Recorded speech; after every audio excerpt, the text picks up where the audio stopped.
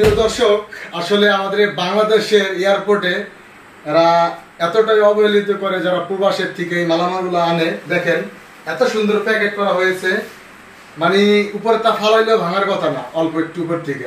এরা কি করে, ফিকা ফিকা মারার কারণে দেখুন এত শখের জিনিস। আর আপনারা জানেন যারা প্রবাসে কাজ করে অনেক কষ্ট করে সেই তারা জিনিসগুলো কিনে আনে মা বাবা ভাই বোন আত্মীয় স্বজনকে দেওয়ার জন্য, সেই জিনিসগুলো এভাবে ভেঙে যায়। এরকম আপনাদের যদি আমি দেখাই, অনেকগুলো আছে এরকম, এই জিনিসগুলো সব ভেঙে গেছে। আসলে এরকম প্যাকেট করার পরও যদি এরকম জিনিস ভাঙে, তার মানে আপনারা বোঝেন এরা কতটা অবহেলিতভাবে কাজ করে। মানে এরা যে প্রবাসীরা এত কষ্ট করে দেশে টাকা আনে এই রেমিটেন্স যোদ্ধারা, যে এই রেমিটেন্সের কারণে আজকে আমাদের বাংলাদেশ সচল আছে। কারণ নাহলে আপনারা জানতেন যে আমাদের এর ভিতরে রিজার্ভ অনেক নিচে নেমে গেছিল, এই প্রবাসীরাই কিন্তু আজকে বাংলাদেশকে দাঁড়িয়ে রেখেছে। তাদের এত কষ্ট করার পর, এত সুন্দরভাবে প্যাকেট করার পর যদি এরকম জিনিসগুলো ভেঙে যায়, খুব কষ্ট লাগে। তাই আজকের ভিডিওটা সবাই সর্বোচ্চ শেয়ার করবেন, যারা মন্ত্রী আছে উপরের মহলে যারা আছে তাদের দেখাবেন।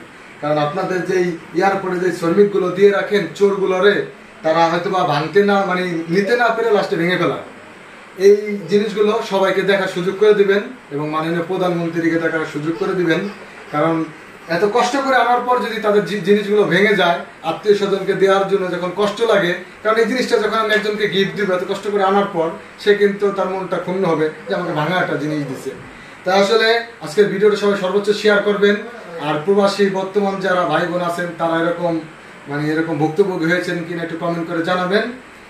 আর ভিডিওটি সবার কাছে অনুরোধ থাকবে সর্বোচ্চ শেয়ার, কারণ আমি অনেক সময় আপনাদের বলি না ভিডিও শেয়ার করার জন্য, আজকের ভিডিওটা বললাম। কারণ এই প্রবাসী এত কষ্ট করে আসার পর যদি এরকম জিনিস ভেঙে যায়, খুব কষ্ট লাগে। সবাইকে দেখার সুযোগ করে দিবেন এবং ভিডিওটি অবশ্যই বেশি বেশি করে সবাই শেয়ার করবেন।